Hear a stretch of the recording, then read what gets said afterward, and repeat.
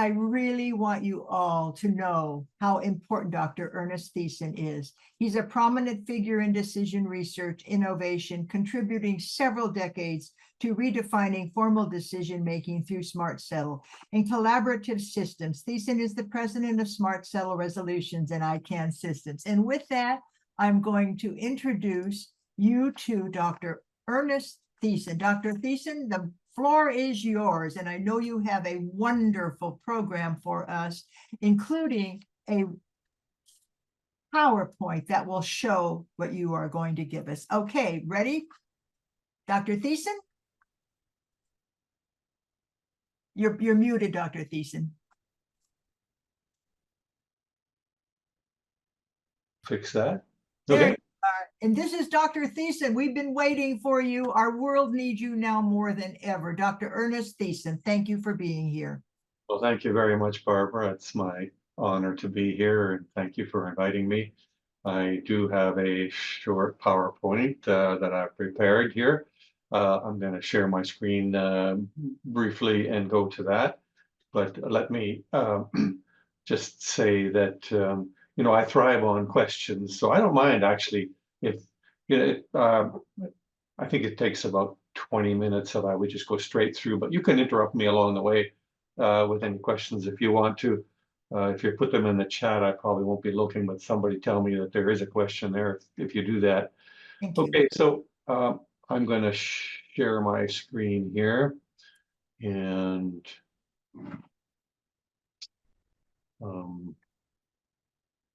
in one moment. We could give you a moment. We've been waiting for you for centuries. Right.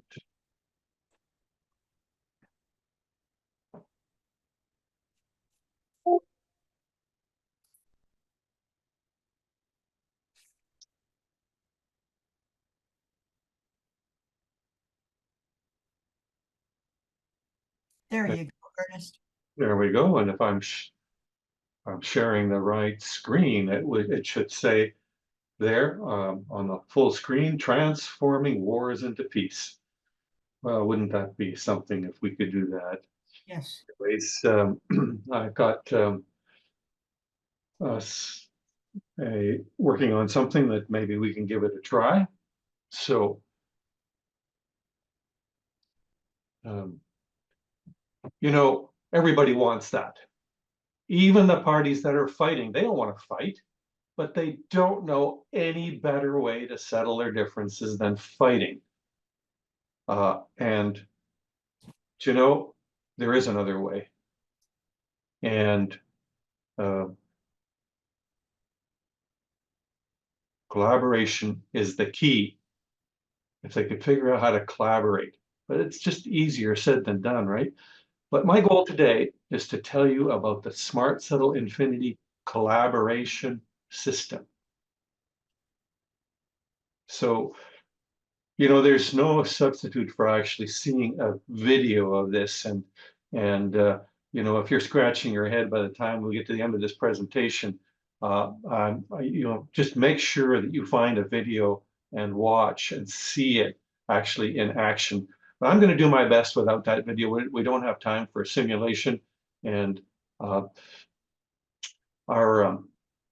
so as I was saying, collaboration is key to a peaceful, sustainable planet. Our motto is waging peace, and our vision is conflict resolution in a more peaceful, collaborative, and intelligent way. The ultimate prize would be a world without war, focusing on taking better care of our planet. So my goal today is to give you some insight into that more intelligent way. A short version of that vision is better peace sooner. We live in a world full of wars, and we counted them earlier on in this presentation, more than 110. And there's right now in the news, there are two huge wars that are dominating: Ukraine versus Russia, and also in the Middle East, and there are many more. In the following slides, I'm going to use Ukraine versus Russia for my illustration, but the process I'm describing that can be applied to any conflict. So let's think about that so-called special military operation. If you ask someone how that war in Ukraine will end, they might predict that Ukraine will win on the right side of this graph, and others will say, no, Russia is so big. Eventually, we're going to end up on the left side. And along the way, both sides are experiencing horrible violence. I don't have to expound on that. But I'm sure all of you agree that this is really, we can't talk about any winning here. It's about losing no matter how you look at it, with all of that death and destruction. Other ways to peace are following this orange arrow to some kind of a one-dimensional distributive stalemate. And it looks to me that's what might happen after a ceasefire. It's not at all clear how this war will or can end, but it looks to me right now like a very dangerous Nash equilibrium. Describing the Nash equilibrium won John Nash a Nobel Prize in 1994 for work that he did in the 50s. But he didn't stop there. Nash also had a second algorithm for escaping the Nash equilibrium, and he called that algorithm maximize the utility product. In order for this algorithm to work, we have to reorient these scales so that we transform a one-dimensional win-lose problem into 2 dimensions or more, where it's possible for both or all sides to win. Assuming only 2 parties, we're now looking at a 2-dimensional satisfaction space where Ukraine wants to be at the right and Russia wants to be at the top. And it's no longer true that one party has to lose when another one wins. Smartsettle uses a similar algorithm called maximize the minimum gain. It's been endorsed by experts in the field as superior to Nash's algorithm. Another name for this methodology is integrative negotiation. It applies to negotiations among any number of parties, but this algorithm is not enough. There's a second ingredient. Nash also prescribed collaboration, but he didn't specify how you could get parties to collaborate. Like, it's really easier said than done. In the next few slides, I'm going to describe the methodology used by the Smartsettle Infinity collaboration system. So if you've been to our project website recently, you will recognize this diagram. We imagine a multi-party negotiation involving more parties than just Russia and Ukraine. 5 are shown here, being assisted in their communication by the Smartsettle Infinity neutral site. Wise mediators, assisted by AI today, help to create a single negotiating framework that comes out as a peace treaty at the end of the process. And next, I'm going to describe the peace process depicted on this diagram. But this won't be enough. As I said, you've really got to see the videos. And if you can't find them, just email me and I'll point you to them. So, as an illustration of how the Smartsettle process works, consider Putin's proposed peace plan of 2014. In between, there were quite a few more proposals by various parties, and in November 2022, Zelensky proposed a very different plan. So a mediator using Smartsettle's method would take the proposals from both of these parties. Oh, wait, here's something from China. Looks like a 12-point plan. Well, as I was saying, the mediator would take all of these plans, and there are many more, and combine them into a single negotiating framework. And today, with generative AI, it's actually that task is quite a bit easier than it was in the past. But the idea is to produce a single negotiating framework that basically documents everything the parties agree to and leaves blanks for the things they don't agree to. And we call this a single negotiating framework, SNF for short. The blanks will be the issues that are still to be negotiated, and a mediator helping with this process can now encourage the parties to direct their constructive criticism at the mediator and this document rather than at each other. Building a single negotiating framework is the beginning of the modeling phase. This is the time to build and or strengthen relationships. The parties can meet physically face-to-face or virtually from opposite sides of the world. The objective of this phase is for each stakeholder to bring all the issues to the table. No bargaining or formal exchange or proposals takes place during this phase, but the discussion will identify the range of possible outcomes on each issue. And the parties will then model the SNF within Infinity, which includes a preference representation for each of them. And each party does that separately. Any number of parties can be accommodated this way until they're all satisfied with a single negotiating framework, which now represents a very well-defined problem. And as John Dewey said, a well-defined problem is already half solved. The other half of the problem is solved in the solution phase. This is where the parties build packages, exchange proposals, and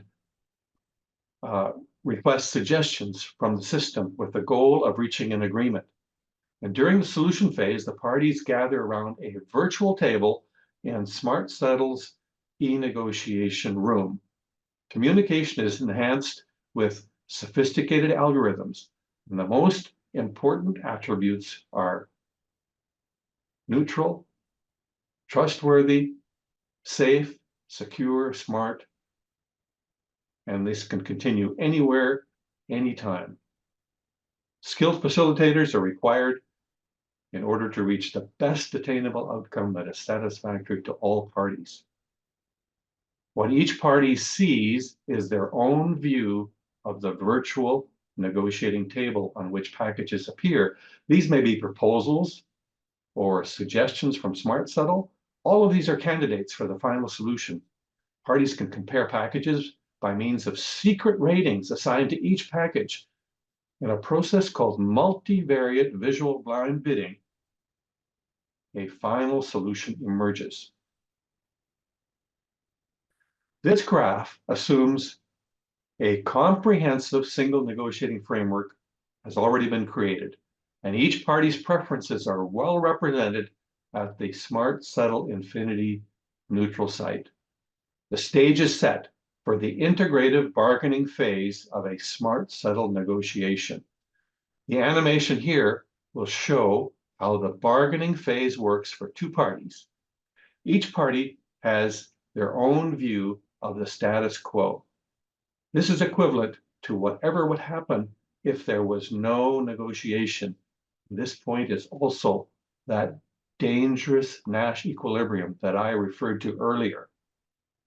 The parties need some way to escape that dangerous Nash equilibrium. The status quo, together with the efficiency frontier, define a zone of possible agreement. But each party also has a minimum level of satisfaction that they would be willing to accept.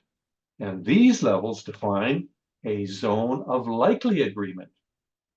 The Smartsettle process proceeds as follows. The parties start with optimistic proposals. So those two proposals you see here are outside of those zones of possible and likely agreement, but they can put more proposals on the table. They can ask Smartsettle for some suggestions, and some of those will fall in that zone of likely agreement. And if both or all parties accept any of those packages, one of them then will become a baseline agreement. Smartsettle then applies that signature algorithm, maximize the minimum gain, brings them out to the efficiency frontier, fairly distributes any value left on the table to present a fair and efficient solution. So that's two parties. The same process applies to any number of parties. If it was for three parties, it would look something like this. And we're adding the West as a third party. And this has the potential to be tremendously complicated, but with Smartsettle, each party's view is really no different when there are many parties as if there are just two parties. They're each focusing on their own point of view and what will bring them satisfaction. So the final outcome is a consensus in which the blanks in the single negotiating framework are filled in to become the final agreement to be implemented. And like I said earlier, there's some good videos on our website. Just email me if you can't find them, and I will point you to the best one, the Ukraine point of view that we made recently. It's only 14 minutes. It's one of the best ones. And so we are trying to scale up the work that we were doing. We've got some potential projects that we have our eye on. One is in the Horn of Africa to deal with some cross-border conflicts among a number of countries there. And we'd love to work on a ceasefire in Ukraine. The parties are ready, but they don't know how to get there. And of course, the Middle East is the big one.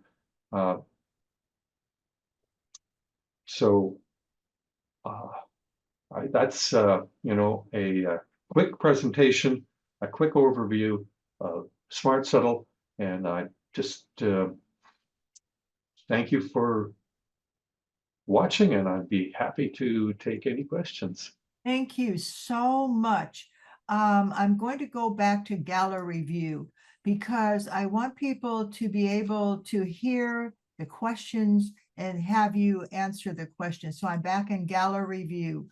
First of all, I want to say that something brought new to me that was transforming war into peace. I thought you summarized exactly what you're about to do, to transform war into peace. But it takes negotiations and it takes collaboration. That's where the problems have, in all of the evaluations that I have watched, the negotiations and the evaluations after, they can't agree.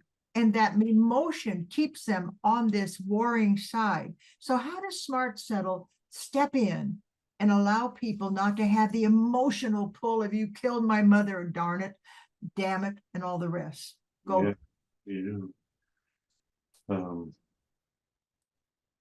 Well,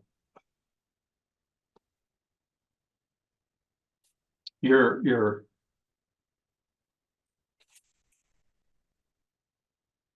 I know I realize that this is an emotional time, Ernie, but by the same token, how do we do this? At the beginning of the process, we engage parties in simulations. We don't jump into the real thing right away.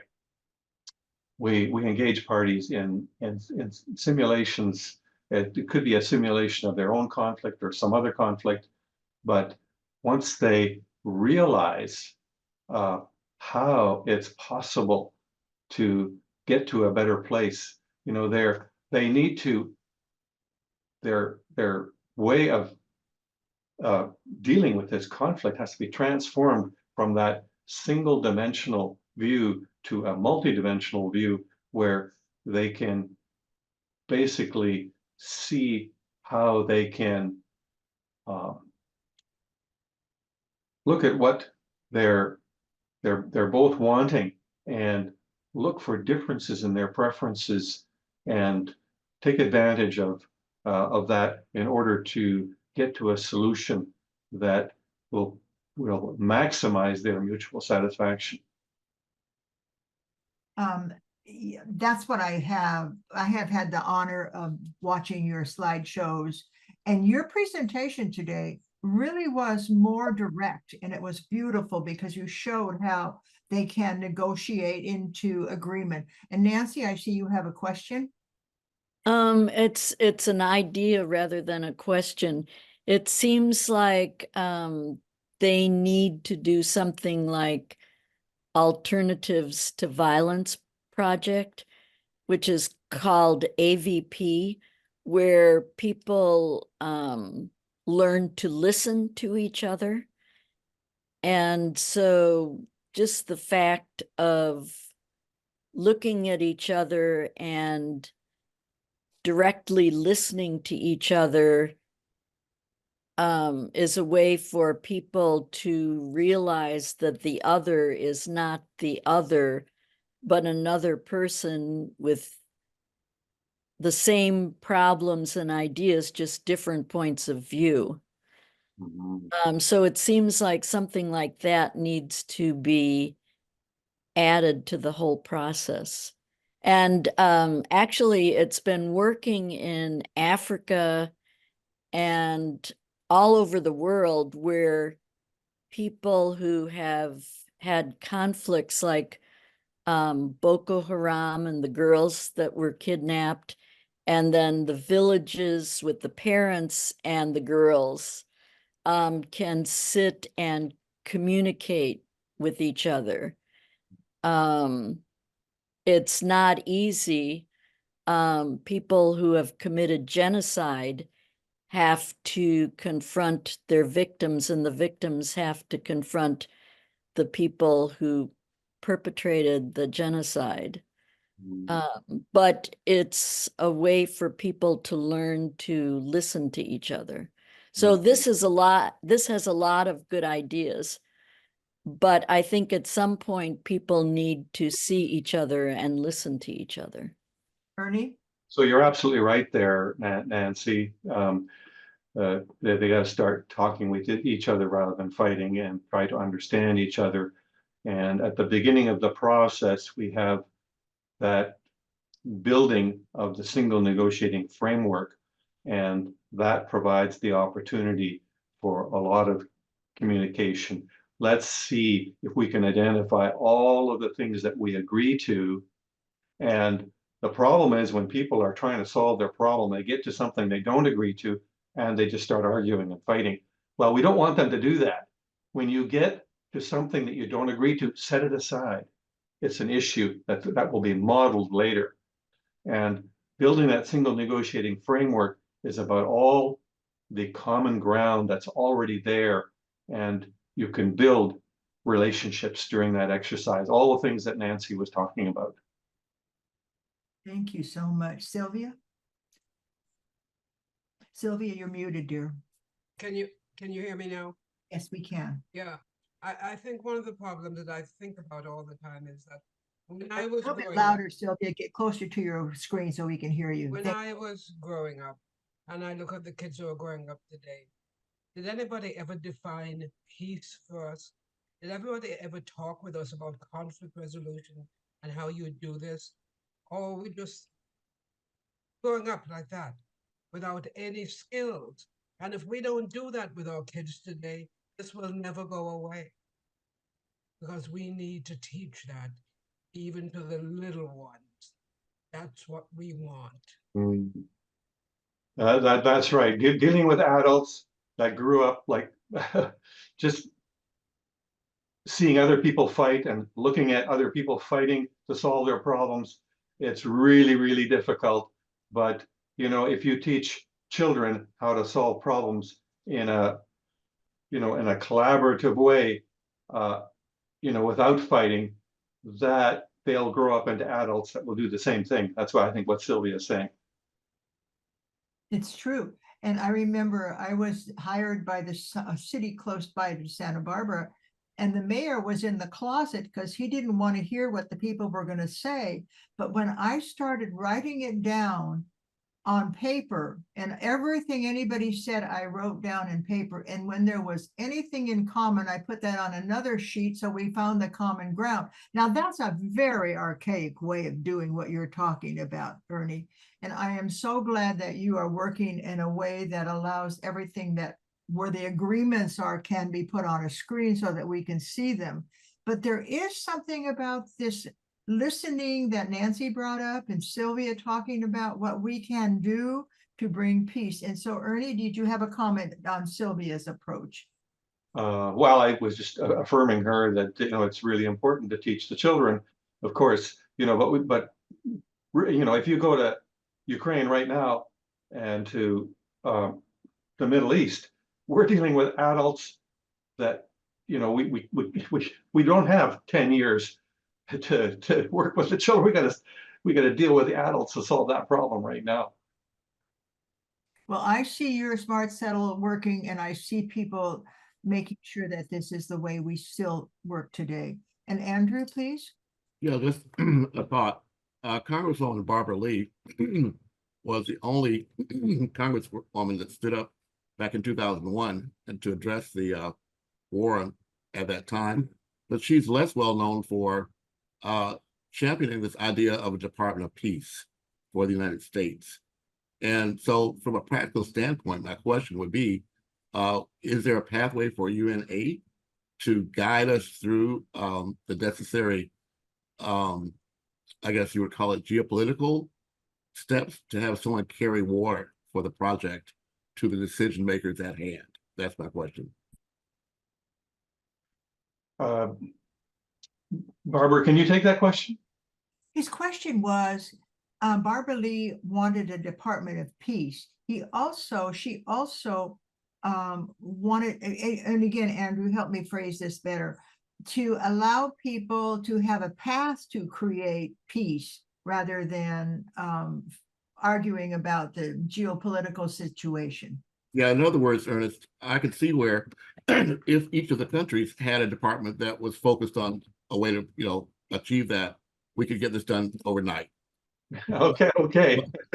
Let's get that done. Hi, Barbara. Yes.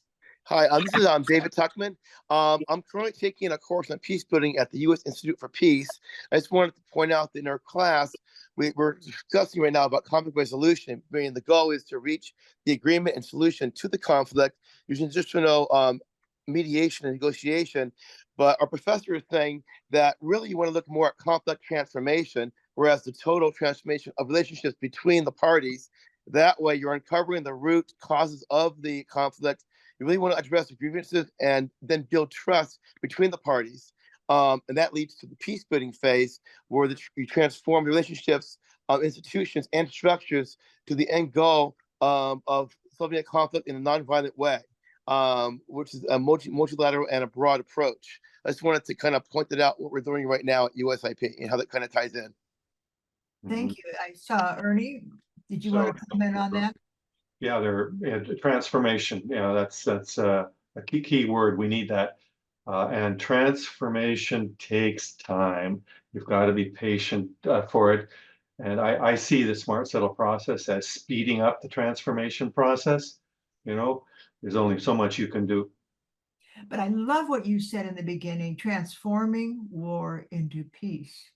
Think about those words. If you're having trouble seeing our world at peace, just think about transforming war into peace and how our world will benefit from this. If you have not seen the video, Earthrise, it's when the astronauts in the early, I can't remember the exact date, but it was in the 90s, and they came around the dark side of the moon, or maybe it was even in the 80s. And when the astronauts came around from the dark side of the moon, they saw Earth rise. In other words, if we could imagine our planet as one whole, that these wars are like shooting into our feet that we need to walk with.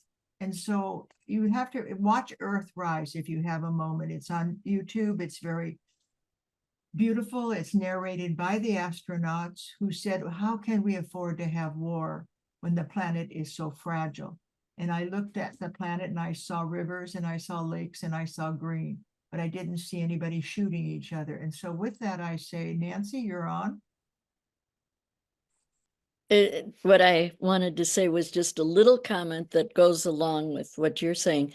The problem with saying we don't have time to teach the children because we need to solve the problem in Ukraine and Israel and Palestine is that these countries are looking at others as their enemies, and they're teaching the children that these people are our enemies. And so the children are going to have that idea that others are their enemies, and that's not a good way to grow up. Mm. So I think we have to work with the children. And like Sylvia said, you know, if you don't start with the children and teach them, then when they're adults, they won't have those ideas. And Sylvia, AVP is being taught to some children now and youth. And so I think we do need peace education for children. Absolutely. And Ernie, did you want to add something to that? Well, no, she's totally right. I mean, we're teaching children the wrong thing with the wars that are happening right now. It's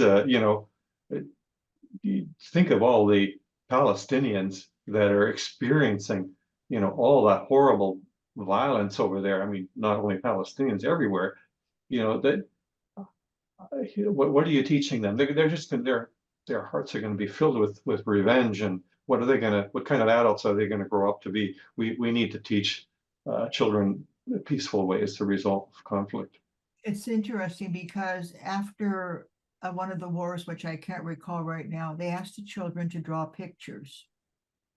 And the children couldn't even imagine drawing pictures about a happy family.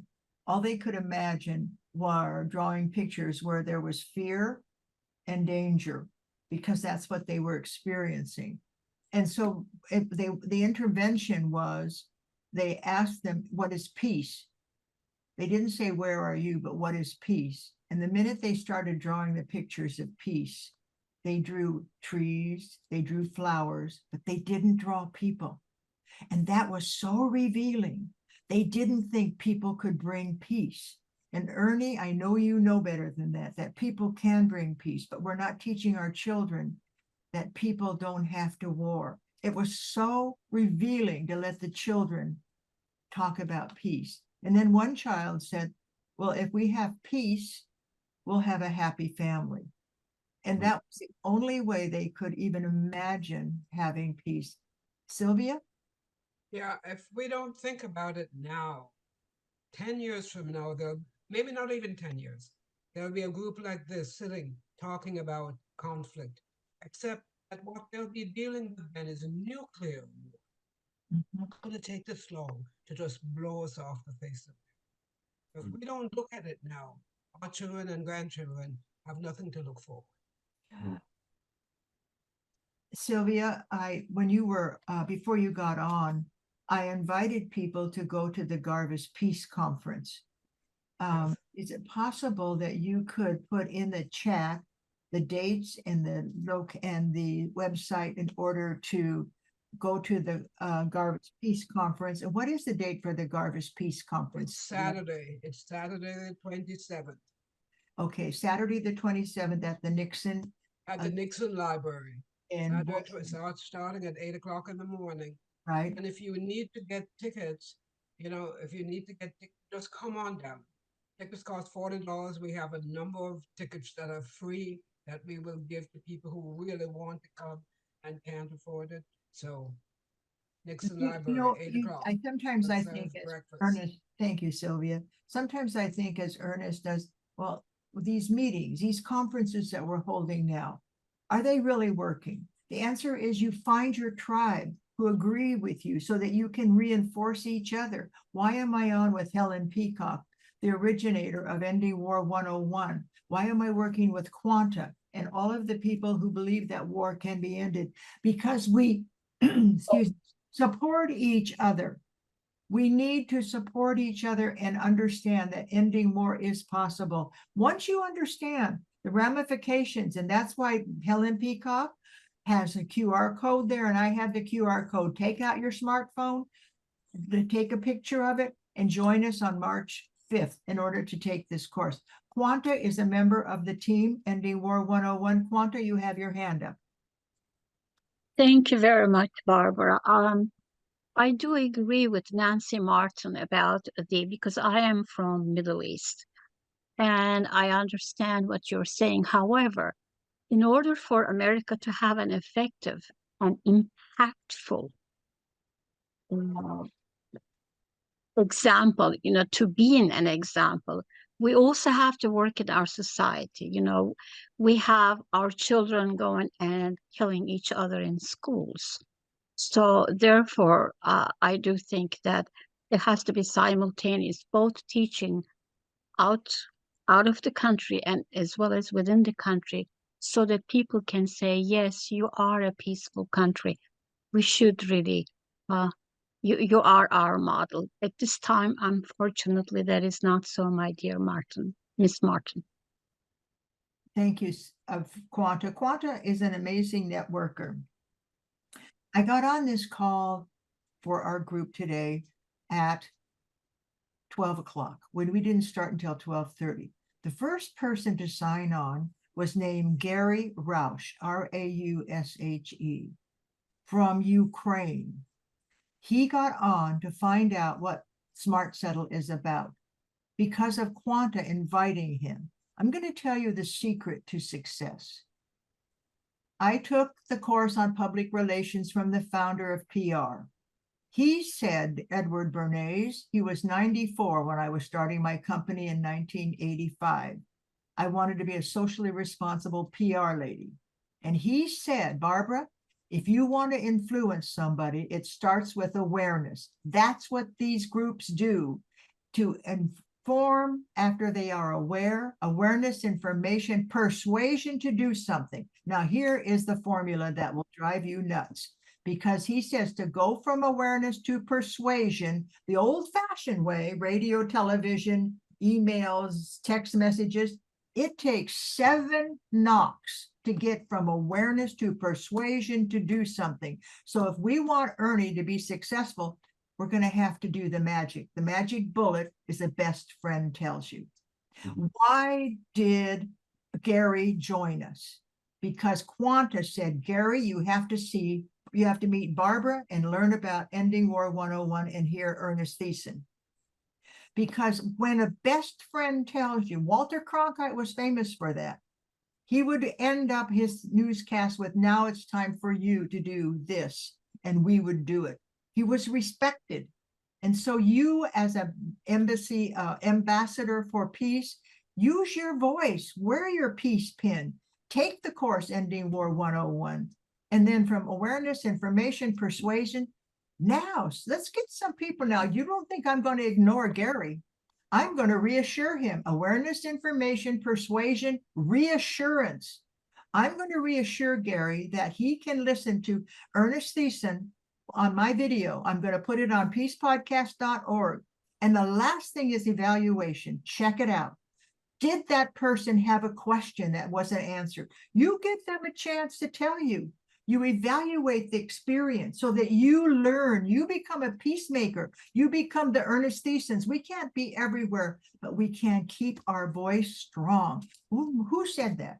Maya Angelou said, it's our human voice that transforms us from all of those 7 knocks from awareness, persuasion, information, and persuasion to do something. Why am I reading the book on Margaret Mead right now? Because my best friend said, you've got to read this book on Margaret Mead.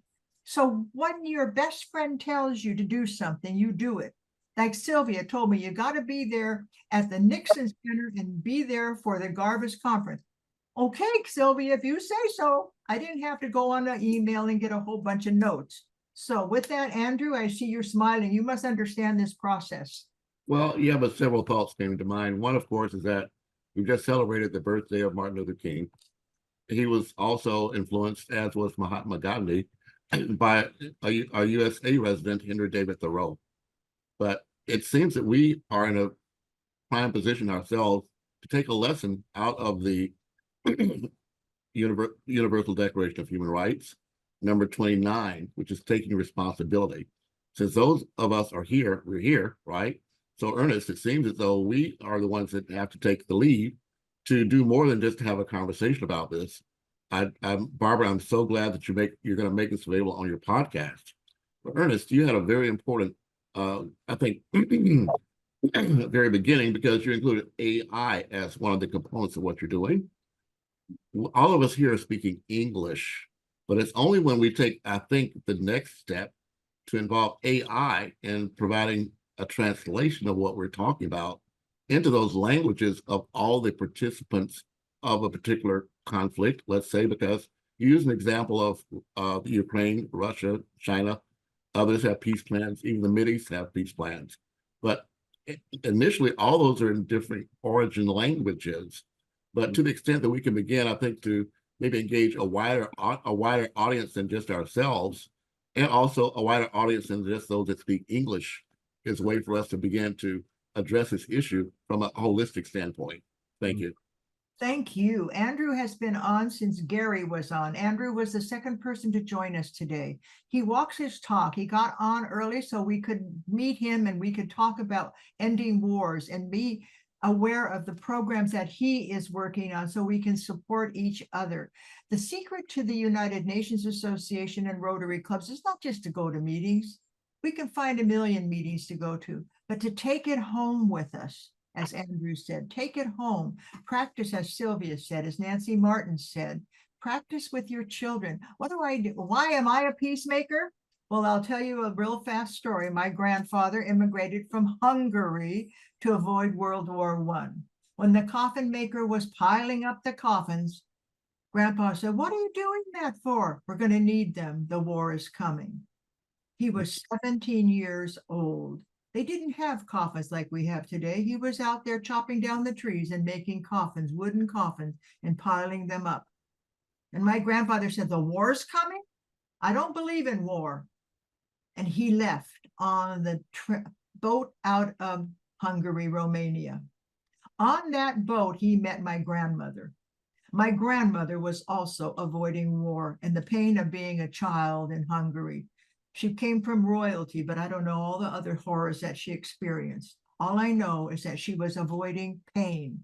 War is painful. Long story short, my grandfather and grandmother met on the boat and married. And when I turned 3 years old, what do you think Grandpa said to me? "Barbara, you're going to be a peacemaker." And I said, "Grandpa," and I get goose pimples telling you the story. I said, Grandpa, so what am I going to do about peace?" "You're going to learn."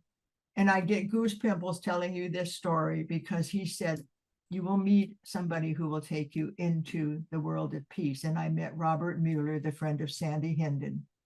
And Robert Mueller and I spent the time working for peace. And then I meet Helen Peacock, Ending War 101. And I meet Sandy Hinden. And I meet the peacemakers, that returning Peace Corps volunteers like Nancy Martin. And now I'm meeting Ernest Thiessen. And so with that, I'm going to turn the audience and all of us over to Ernest Thiessen for a last word and for a dream. Ernest Thiessen's program will be on the website of UNA SoCal, but it also will be on peacepodcast.org, because then I can put it on YouTube. This program that Ernest did today will be available to you, and I will email each of you after. If you put your email into the chat, I will be sure that I save the email and I will send you the chat, because there's so much information. So be sure you put your email in the chat and I will save the chat and I will keep you posted. And Ernie, it's your turn to end us today, and to thank you for being so dedicated. Take 3 decades.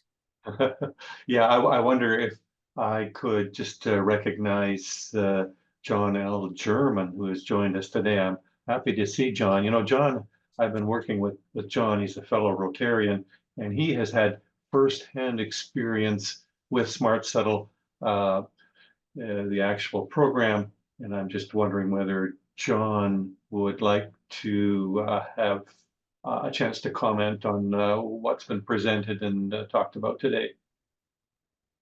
John German is like a saint, an unspoken saint. Do you realize that John German introduced the international, he introduced Steve Kilalea to Rotary before Rotary knew about positive peace. Now, I'm a little bit beyond positive peace. I think we have to have peace around the planet. And that's why I'm going to Singapore. If anybody is on here who's going to Singapore, let me meet you in the Peace Park. All right. Because John German, as Ernest has said, is a quanta of this generation. Quanta introduces people to the right people. And that's what John German did. And now we have Ernie and John and Sandy and all of us who are working for Ernest. Ernest, your turn. Yeah, well, if John has a comment there, I'm not sure you can unmute. If do you have audio, John? I hope so. So yes, so Barbara is our great ally in all this, and she's the one who brings us all together. And here we are. And you're right. This depends on us. And Ernest Thiessen is one of two people I am working with very closely, because I see in what they are doing, the hope for how we get to the kind of collaboration that we absolutely need. The other person is David Gershon, who Barbara has already had on another session, with a very bottoms-up approach. And this one is one that can be applied at every level. You've heard about applying it, to member states, to countries, to warring parties, but it can be applied at every level. It's been used in divorce and child custody cases. So anyway, these two people are the people I am investing in and relying on to get us to where we need to go. Anything you can do to help them along, please do it. And put some things in the chat very specifically about things that I think people can do to help out. So thank you so much, and keep on keeping on. Keep on keeping on. I am saving the chat, and I hope you have put your emails in so I can make sure that I keep you in my life. The other thing is I appreciate each of you. We appreciate. It's a we, we are transforming war into peace by our actions, by our thoughts, and it really does begin with our thoughts. And Ernie, if you have a last word, I'd like to turn the audience over to you.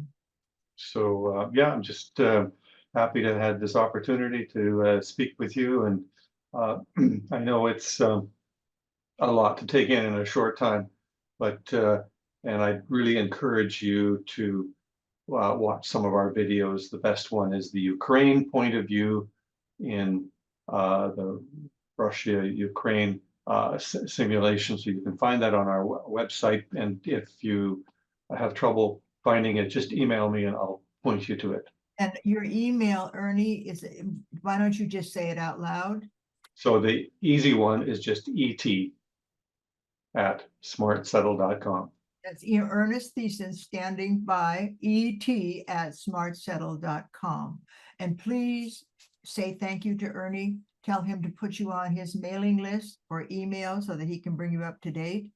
And if you have this extra cash that you've been thinking, I need to end these wars, and I have 5 friends that want to each contribute 20,000, that will get us into ending the war in the simulation with Ukraine and Russia. And with that, I ask you each to know that your thoughts are very important. And keep those thoughts on the world that transforms war into peace in our generation. My grandfather told me I was going to be a peacemaker, and I'd be thrilled to end up my life and go to Grandpa and say, Grandpa, I did it. We don't have any more wars. That's my dream, Grandpa. And Grandpa will be greeting me. Grandma will be saying, now, don't talk so loud to her. Let her talk, because she always told him what to do. But that doesn't matter, because he told me that I was going to be a peacemaker. And I have been a peacemaker since 3 years of age. And if anybody knows how old I am, that's more than 70 years now, you guys. And with that, I thank you, and I bless you. Joni, did you want to say something? Joni is my friend from Pathways to Peace, and an incredible woman. Joni? You're a little bit muted. Okay, Joni, you're muted. She's talking away and she's muted, darn it. It's in the corner, Joni. Okay, well, we don't get to hear from Joni as much as I got it. Yeah, I just want to thank you all for a wonderful program and let you know that started the planning for the International Day of Peace on September 21st. We're going to have a huge event in San Francisco. You're all invited. And because it's the 40th anniversary of the first International Day of Peace celebration in San Francisco. So that's pathwaystopeace.org. Stay tuned. Thank you, Barbara. You're welcome. Helen Peacock, I cannot end this program without giving you a moment to say something. Helen Peacock has a vision, and this vision has taken on the people who need to have. Go ahead, Helen, please. Okay. Actually, I feel like there have been sort of several parallel conversations today, and we're talking about the underlying causes of war. We're talking about the solutions to this in terms of education with our children. And in the meantime, Ernie is talking about what to do right now with wars that are happening right now and how we might be able to persuade the warring parties to sit down and negotiate. And one of the questions was about, I think you asked this, Barbara, about, how do we get the emotion? It's so emotional. You killed my mother. You killed my mother. Like, I hate you. I hate you. And how do we bypass that? And I think part of the genius of what Ernie is proposing is that we're not leading with the emotion. We're leading with possible solutions that we might be able to get behind. And this sort of neutral artificial intelligence process is putting it together into the maximum gain for every party. So I'm personally very much into grassroots movements and the kind of education that we're talking about in terms of a long-term solution, and also into the immediate need for us to look at our own thinking and the thinking in our own cultures and understand how it has allowed war to go on for the 75 years since the United Nations pledged to save us from the scourge of war. Our thinking, the thinking in our cultures, and the ways in which it has been perpetuating this situation. So I'm a firm believer in ending war 101, which is a wake-up call, and I'm also a believer in what Ernie is proposing as an immediate plan of action for wars that are happening right now. Thank you, Barbara. Thank you, Helen, and thank you all again. I know you know how much I appreciate you. Each of you have been bringing me more joy than I probably deserve, because you are working on what I think is our solution to our problems on the planet. And Sylvia, would you like to hold that up? Use unmute to speak for peace. Isn't that beautiful? Unmute to speak for peace. Okay, let's all unmute right now and bring each other that lovely symbol of peace. Unmute for peace right now. And God bless you. God bless you. God bless you. Thank you, Sylvia. Hey, Mike, there you are. Oh my gosh. You don't know all the people who are on, Helen. You would not believe it. But I'm going to say thank you, thank you, thank you. And let's have another conversation. Ernie, this is just the first. We're going to have another one where we actually want to hear more details. And thank you for being our guest speaker today. I'll see you all in Ending War 101.